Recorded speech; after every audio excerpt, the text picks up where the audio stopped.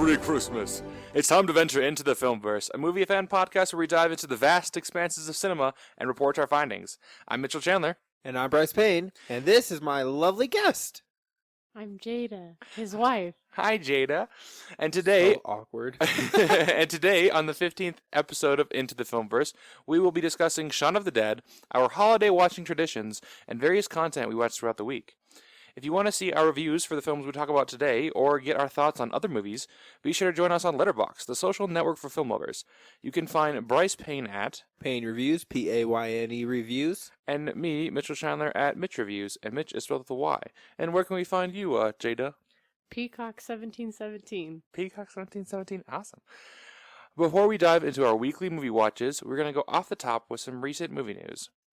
So, our Mandalorian escapades have almost come to an end. Today we talk about the Season 2 finale of The Mandalorian. So if you don't want to know any spoilers, skip ahead 5 minutes starting now. Luke Skywalker.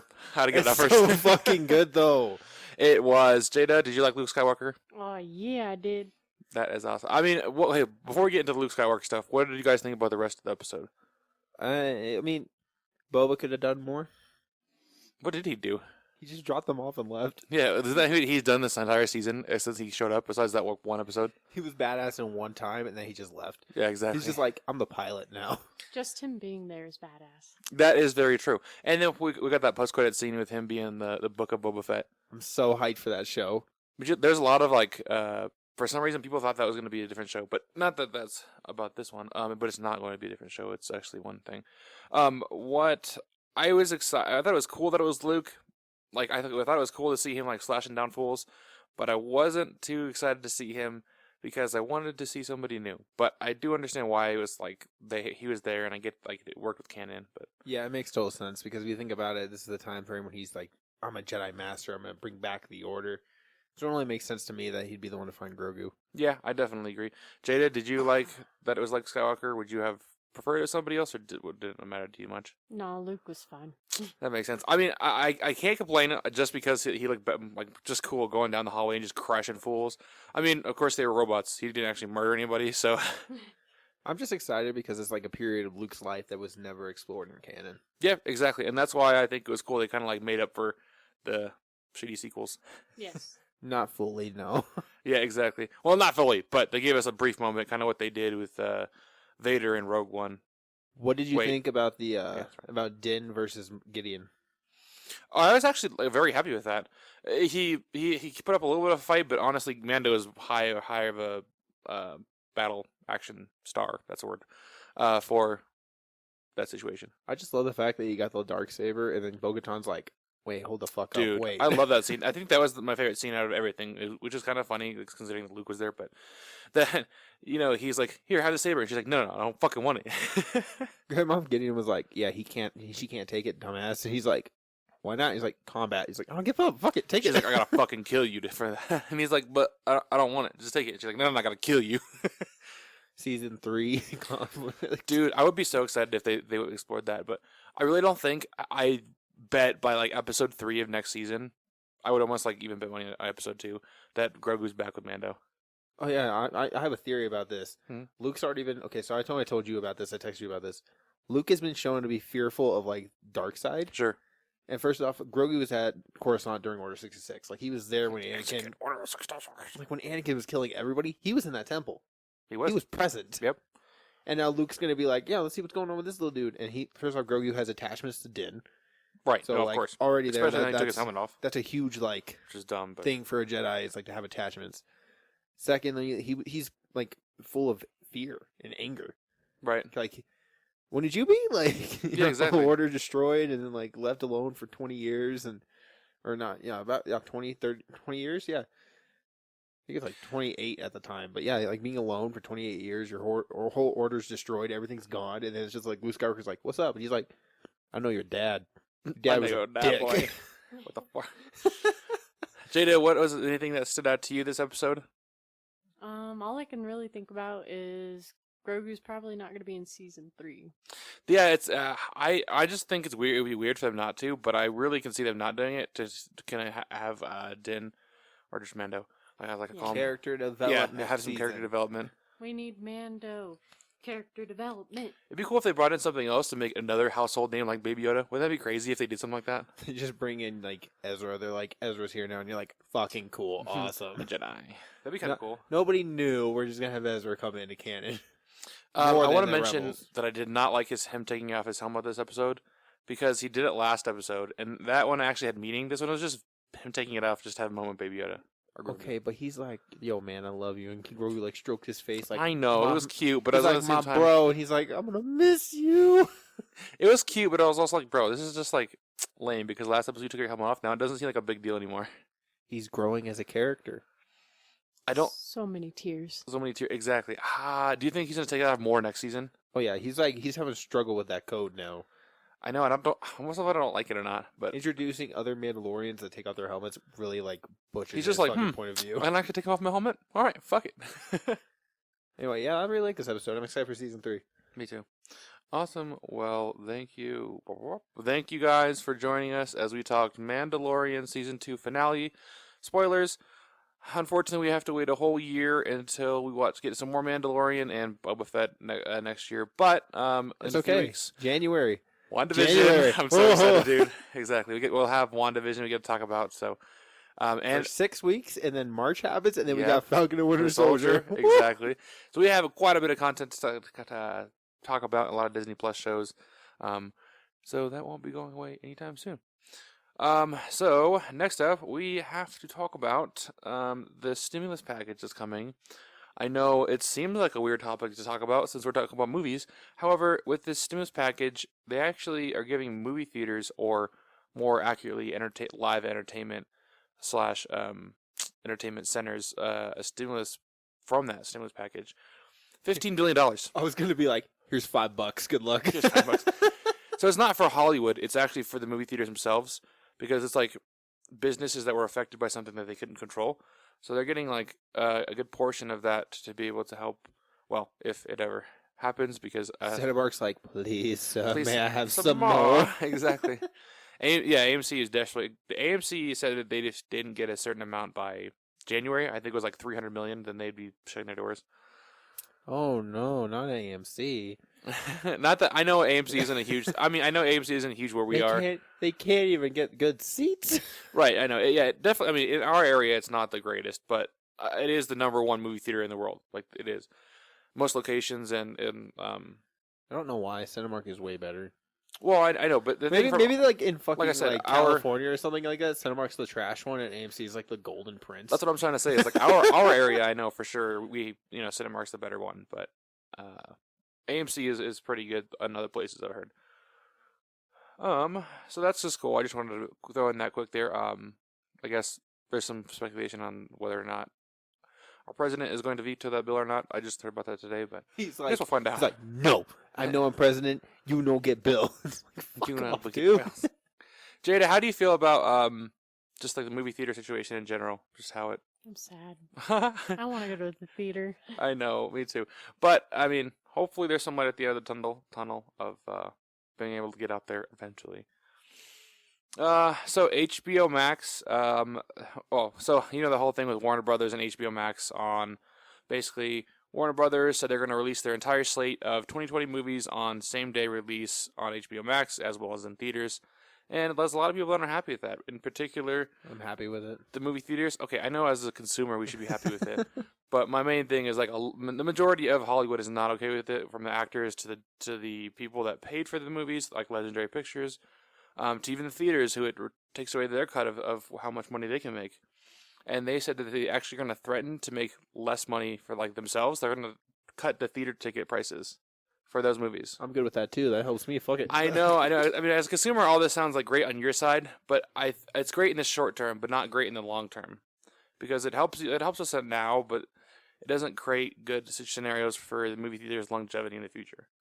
But I just thought it was kind of funny. It's just like, you're gonna release the same day and day, then all right, you make no money. You come see this movie for $3. You make Deal, less money. bet. Like, exactly. I think what their kind of thing is that we'll lose money right now, but you'll lose even more money. So Fuck you. hey, fuck you, exactly. And then another thing with Legendary Pictures is one of the companies that put up a bunch of money for some of these projects that they're putting straight to streaming and in theaters at the same time. One of those is Dune. The new I'm super hyped for Dune. Timothy Chalamet. Ala DuVernay, is that your say her name? Film. Timothy Chalamet. I don't know anybody I think else that was involved. I think that was the director.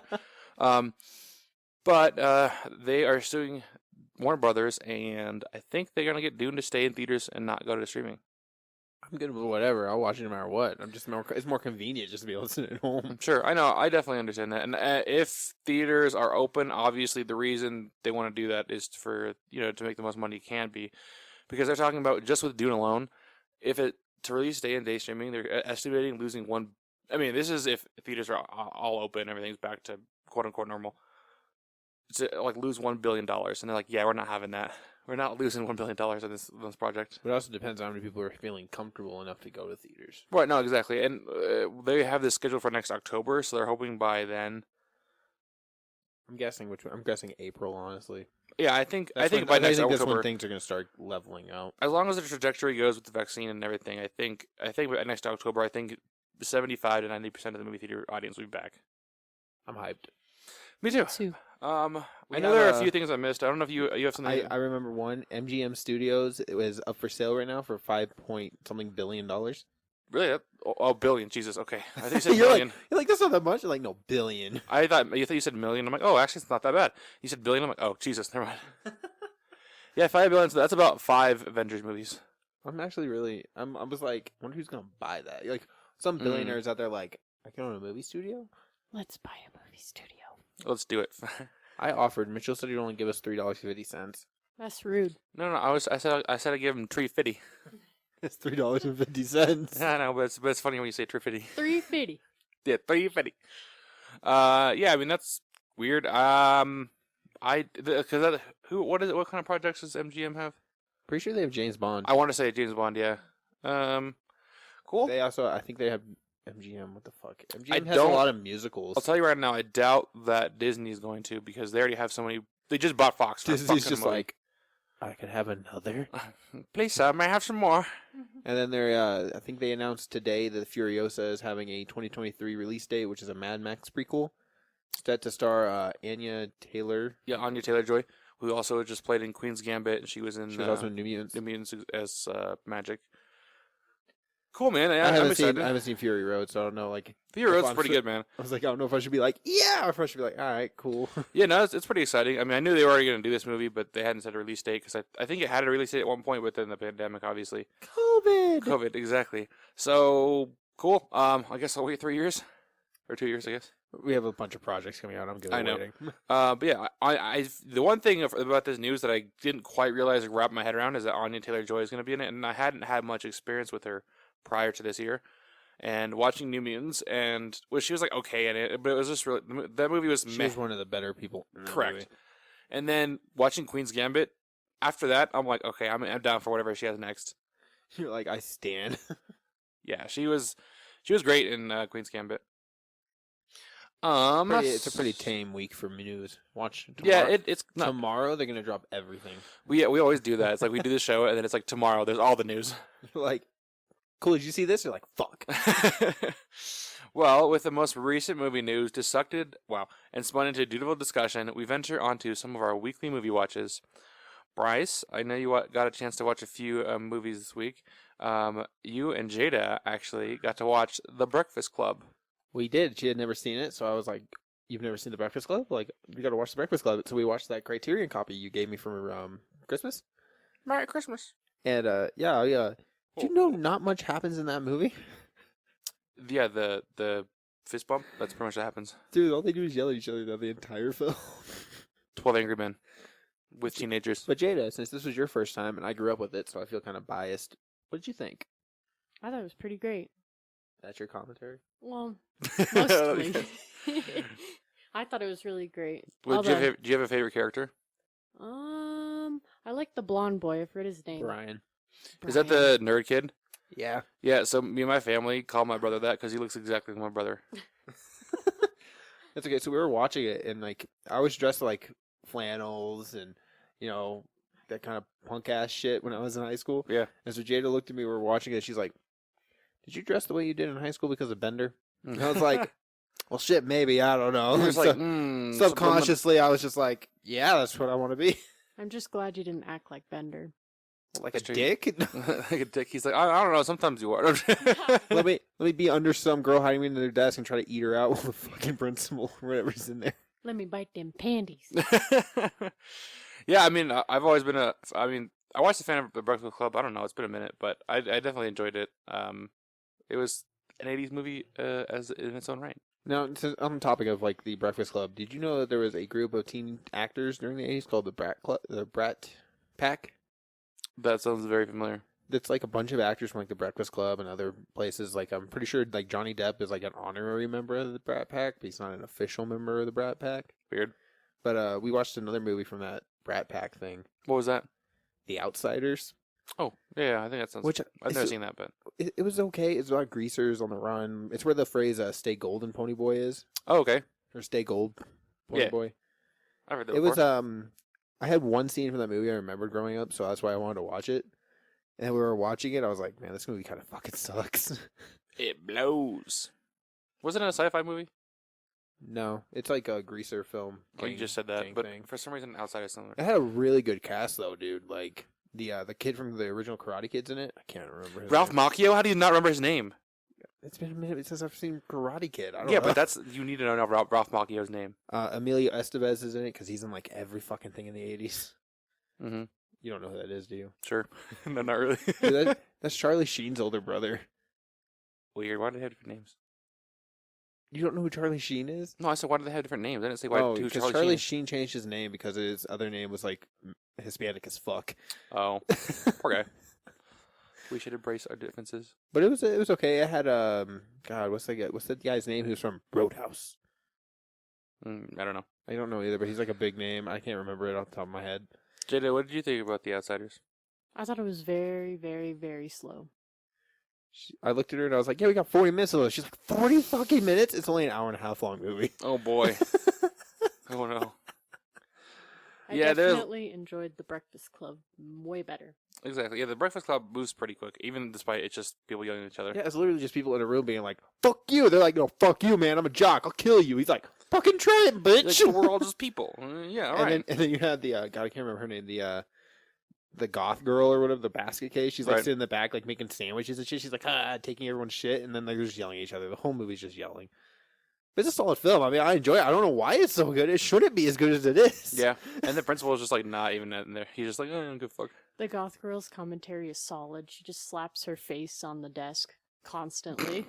Accurate. She like, 2020. she like just steals everything from everybody in that movie. She'll be the people like yelling at a scene, and then you'll see her in the background just like, I'm gonna take that, and like puts it away, and you're like, what the fuck? Mine. You know, I thought she would use, like, I think she stole a knife. I thought she was going to use it later, but she never did. Yeah, she just took shit to take shit. It's like, oh, it's mine now. Thank you. Swiper, no swiping. And then I watched the movie. Jada didn't watch this with me, but I watched it because it is the second shortest Best Picture nominee ever. What's that? The Oxbow Incident. Ooh, what's this about? It is a 1940s film. I don't remember what year it's in, but it's in the 40s. It stars our good guy Henry Fonda from 12 Angry Men. Oh, okay. So I really like him. I didn't know he was in this movie. I literally only watched it because it was only like 92 minutes long, and I was like, or no, it's like 76 minutes long. It's only 76 minutes long, and I was like, ooh, that's short. I'll watch that.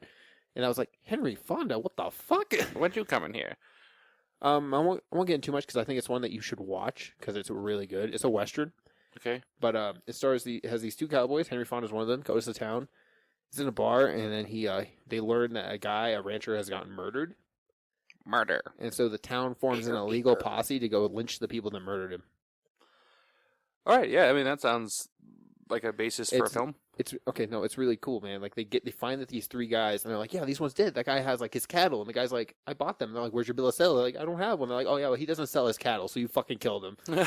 And so it's a lot of like, I was like last 20 minutes, I was sitting there, I was like, did they? Like, the fuck? It's a lot of circumstantial evidence, a lot of like who did it kind of thing, and the ending is really satisfying, and it was really good. But it's one of those things that I feel like you should like experience. Yeah, it's one of those things you gotta feel, like Krisha. Oh wait, no, I don't know what year this came out. It came out in 1943. It lost Best Picture to Casablanca. I've never seen Casablanca, so Yeah, you did. It's that one where Jesse was like this is the best scene in the movie. No, I didn't get to see that one. You weren't there that night? That's before I started coming. It might be, but yeah, I think that was that was the one before I started coming. But yeah, I mean, I was drunk as shit when we watched Casablanca, and I hated that movie. So I was like, why the fuck did this not win? Like, this is so much better. It's only 76 minutes long. This is great. And then Jesse was just in there the whole movie going like, this is the best scene in the movie. This is the best scene in the movie. This is the best scene in the movie. I was like, fuck, they can't all be the best scene in the movie. yeah, I definitely wasn't there, but that sounds like an event. So that I will definitely be interested in checking that out. Maybe I ordered it.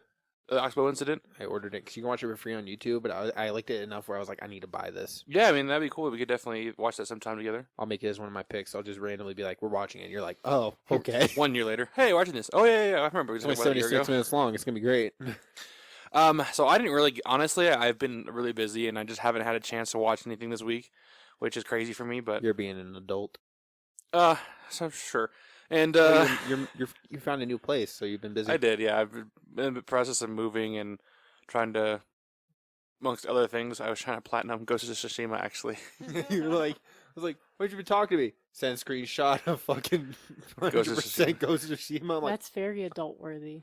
Just finish it, platinum Ghost of Tsushima. That's my adult. I was like over here trying to give you like praise, like, yeah, you've been doing good. You're like, yeah, I just platinumed a video game. I don't know, bro. I tried to do some things. I don't know. But I did want to mention one thing, because I'm sure. I mean, I love talking about this guy, and also this made me cry, and I think it's almost just like movie worthy talking in general. John Krasinski with his Some Good News just put out a new episode, and I swear I cried like 3 times. I am unaware of this. Have you never seen an episode of SGN? I don't know what that is.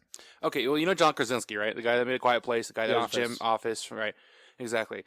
He, about like middle of this year, when the pandemic was happening, well, obviously it's still happening, but just when it first started, he recognized that there's a lot of negativity in the world, and so he came out with this thing called SGN. It's Some Good News. It's basically his own, like, basically he's just in a chair, and he has this sign behind him that says SGN, and he just reports a bunch of good news, and then does something nice for somebody at the end of it. Where's my nice thing? Where's my nice thing? It's watching SGN. Trust me, dude. Like faith in humanity is restored every time I watch this. I watch him do this, and he did about 7 episodes like a few weeks ago, like one every week. So like for like 7 weeks, I was just like pure happiness, and like I was like every week I just look forward to SGN, and this week he did another one. So I'll have to show you once we get off because it's just pure happiness. I'm a little mad at John Krasinski though. Why? Because he's not cast as Mr. Where the fuck is Quiet Place Part 2? Probably coming in next year sometime. Supposed to come here in March. He could have waited till after it came out to cancel everything. everything. Speaking of that, I had my tickets to that movie, and that weekend was when everything got canceled. I know. That's why I'm like, he could have waited like another 4 fucking days. It would have been fine.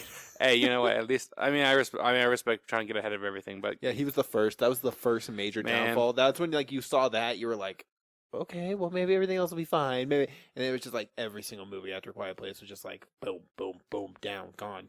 And you're sitting there, it's like, you could have waited like 4 more days. Just let me watch one more movie. Yeah. My last movie in theaters was fucking Onward. Like, you could have given me Quiet Place Part 2. Same. Well, with that down, let's move on to our Filmverse feature. Each week, we pick a movie that we want the other person to see. And this week, Bryce plucked from the webs of cinema Shaun of the Dead. One of my first movies I ever bought for my collection, actually. Wow. Shaun, which is Simon Pegg, is a 30-something loser with a dull, easy existence. When he's not working at the electronics store, he lives with his slovenly best friend, Ed, played by Nick Frost, in a small flat on the outskirts of London. The only unpredictable element in his life is his girlfriend, Liz, who wishes desperately for Shaun to grow up and be a man. When the town is inexplicably overrun with zombies, Shaun must rise to the occasion and protect both Liz and his mother from the zombies. Bryce? No, don't ask me about my opinion. I've seen this like 10 times. I just your turn, bitch. It's always my first thing just to go to Bryce. But they're like, Bryce, how'd you think about your movie? I'm like, no, I'm biased as fuck. I want to know your opinion. No, honestly, it's a very respectable movie. A lot of kind of eye rolling and shruggable cliches. But that's what makes it so good. Right, exactly. But at the same time, I know they probably did it on purpose. and it's Simon Pegg. He's fun to always watch. For a rating, I would probably give this a 3.5. That's solid. That's a solid rating for this. I think it's definitely like out of the 3 Cornetto films, this will probably be my last place. I love the film, but I'd rather watch Hot Fuzz or The World's End any day. It's a trip for me. The more I can't know if I would rather watch The World's End because I haven't seen Hot Fuzz yet. But The World's End or this one, I can't figure it out only because The World's End almost makes me mad a little bit. You like spent half the movie, you're like, this is a Bahar Harbor film, and it was just like, bam, aliens. You're like, the fuck? And I was like, yeah. Because knowing in it's aliens, I would need to like watch it again, knowing that to see if it gets better for me. Because the first time I was just like, it was just like someone smacked me in the face, and I was like, this is not okay. And it took me a second to get behind it, and it sort of like rubbed me the wrong way. But with this one, I knew it was a zombie movie, and the zombie's going to show up. So I was excited for the first zombie to show up, and then the fact that he walks outside is just completely oblivious to all the zombies. I was like, this is perfect. This is comedy gold. It's because everyone was already zombies. No, I know. I just thought it was hilarious how he just. I get it. I get why he was doing it. I'm just saying that I thought it was hilarious. Can you guess what the budget for that film was? Let's see. 100 million. Higher. Okay, yeah, obviously. 150. $4 million. Well, you said higher. I said 100 million. Did you? I thought you said just $1 million. No, I said 100 million. Oh yeah, no, the budget was only $4 million. Damn, Simon Pegg did not get paid for that movie. I'm so poor guy. Okay, but you gotta think Edgar Wright did this too. Like, guy who made Baby Drivers, the one who directed this. Yeah, I'm definitely. Yeah, he did better at Baby Driver. Not gonna lie, but this one, I think he just grew up a little bit. Probably he's not grew up, but did you believe in Shaun and Ed's friendship? Oh, 100%. You know why? Why? They're actual friends. They're actually best friends in Okay, real life. that makes They sense. live together and everything. That's beautiful. I like that. Their connection in all the films is always solid. It is exactly. And I like looked at Bryce. They do have a new show on Amazon Prime, Really? and it's where they're hunting ghosts. Like, Nick Frost plays a ghost hunter, and Sean's like a guy who's just like they're trying to be like fuck because it's all bullshit. Well, I don't know if I'm invested that much into their friendship that I would go out and watch a ghost hunting show, a fake ghost hunting show. But I do. I definitely appreciate it in Shaun of the Dead. I'm reading trivia on IMDb right now, and it's just kind of whack. You know, every time somebody died in that movie, all I could think about was Zombieland. Just double tap. Just double tap. Come on. Just do it. And It's they're rule like, number 34. I can't let him kill my mom. And then he has to kill his mom anyways. I'm like, okay, bro, really? Don't fucking kill my mom. You're a piece of shit. No, you're a piece of shit. Mom. Did you know that when Shaun is in the shop when he's getting like the whole like, oh, I owe you 15p or whatever, you know, like Pence, with the radio is like going like the news radio, and it's like a guy talking a foreign language. Mm-hmm. That's straight up being like zombie apocalypse kind of stuff, and he can't understand it because it's a different language. Oh my god. Oh yeah, because the other guy was a different. That's hilarious. Yeah, I definitely like the layers. I mean, it was simple but also effective, and like they had some layers in there that it just felt like genuine. Quentin Tarantino has this in his top 20 films made since 1992. I mean, I definitely see it. See, the thing is it's so straightforward and like so I mean, it's so straightforward, but yet just so genius. It just from that, I don't know, it's weird. Because you can do a film like this and it just be blah, but it's not. I respect this movie so much because it's just like it's not as funny to me anymore because it's just like I've seen it so many times. It's just fun to watch still. It's so fun for me to watch. It's like to me, it's like Deadpool. It's like once you get all the jokes, like it's not even fun. It's like not as funny. Like the opening scene of Deadpool where they do all like the credits, whatever. Like the ass hats that made this. You're like, haha. But it's still fun to watch though. Now here is a thing they say about the Cornetto thing. As this is the first part of the unofficial 3 flavors Cornetto trilogy, the red wrapper, strawberry flavor, makes its appearance in this film. Right. According to Edgar Wright, red represents the blood and zombies, which is the main motif of this movie. For Wright's other movies in the trilogy, Hot Fuzz, 2007, it was blue and vanilla flavor representing the police. Because it's about a police officer in this really like rural town and not being like he's really stuck up in British. I'm gonna make you watch that one day. It's really good. Oh yeah, I definitely want to. And in World's End, it is green and peppermint with chip, representing science fiction and extraterrestrial elements. I don't even remember the Cornetto in the World's End. It's just like a wrapper flying through a fence. Oh my god! Oh, see, that's a cool thing that I would like to see. It's weird that he just named it the Cornetto trilogy. You know, that last flavor sounds really good. It actually really does. I'm not gonna lie. No, I really love this film. It used to be one of my favorite films, but now as I watched more, it's not as high up there. But I really appreciate it, and I'm really happy I got to share this with you. Yes, thank you so much. And now it is time for me to share my next film feature. I wonder what this could be. But I do want to ask before I jump into that. I do want to ask Jada, what did you? I mean, I know you've seen The World's End a few times. Bryce said that you've seen it quite a bit actually. Did you like it more? Same? Anything? Yes, I honestly think that The World's End is better than Shaun of the Dead, in my opinion. Yeah, I mean, I definitely like both. But Hot Fuzz is superior to both. I don't even care. Yeah, I'm excited to watch Hot Fuzz now, just because. I mean, if anything, just so I can run out the Cornetto trilogy. The twist in that movie is fucking so solid. You know, I mean, I forget that there's a twist in almost actually, I guess technically every movie, but this wasn't this twist wasn't like it needs to be obvious. The World's End was like, yo, Everything's supposed to be shocking. right? Exactly. The World's End is just funny because like we were watching it during my 24-hour movie thing, and you were just like, okay, whatever, the bar harping, and I was just staring at you like, get ready. They're going to the bathroom. Get ready. Well, you know, okay, so here's also a thing though in Shaun of the Dead. There is one scene that like I was like, really, is this really happening right now? Okay, because like I got to the point. Okay, so it was when they were in the Winchester. And they got the pool cues, and they're smacking the dude on the head, just rolling around and doing the music. And I was like, "This is fucking stupid. Like, I'm not even like enjoying this. Like, what is this?" They're hitting him to the beat of the music. No, I get it. Impressive. Edgar I was Wright does impressed. really good things with musics.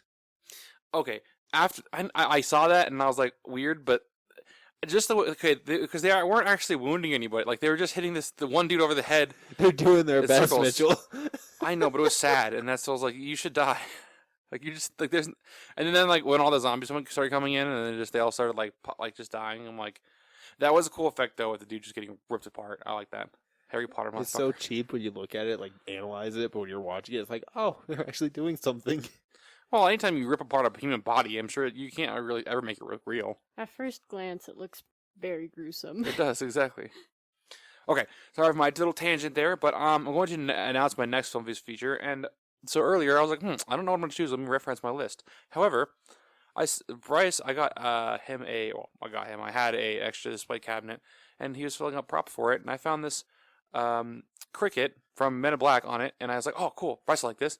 And I sent it to him, and he's like, I've never seen Men in Black. And I was like, what the actual fuck? You mean you've never seen Men in Black? I haven't seen it since I was like 6, so I really don't remember anything about it. Yeah, and well, I was like, that's not okay. Like, Men in Black is one of those films you watch every few years, or even you on a regular basis.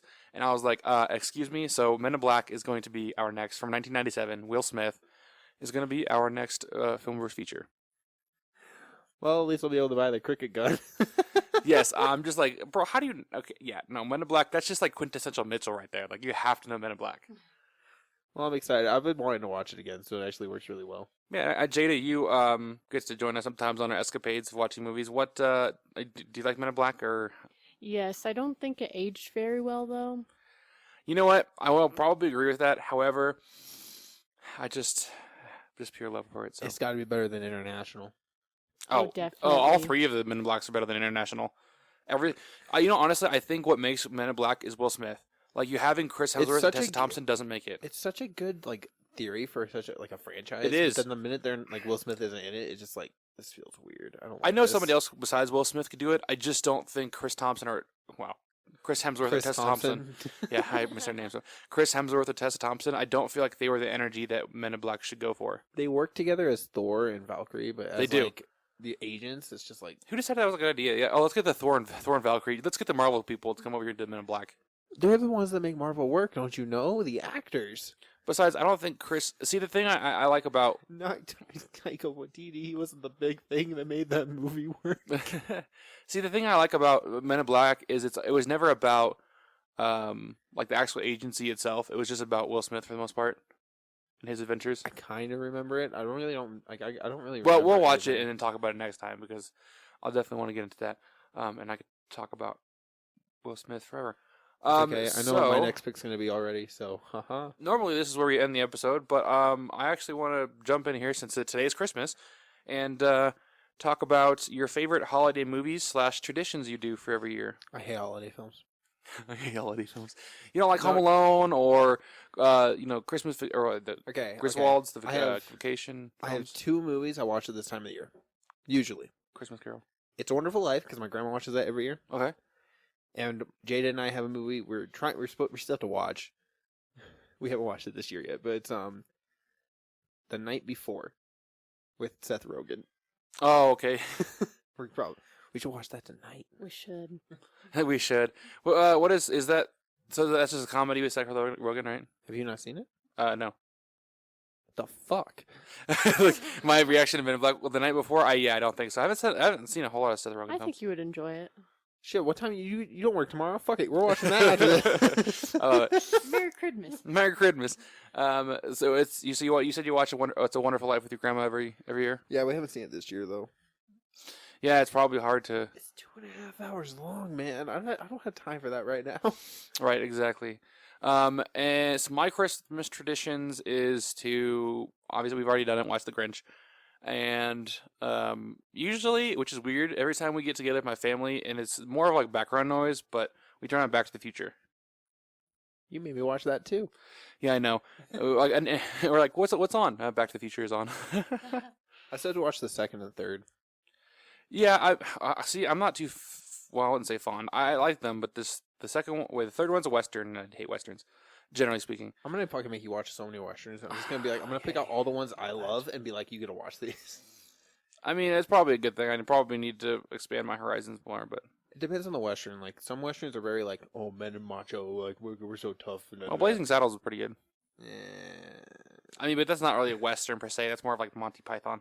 Meanwhile, like the Oxbow incident, that one I think is really solid. Oxbow Incident. Right, exactly. And that was pretty short too, so I wouldn't mind checking that out.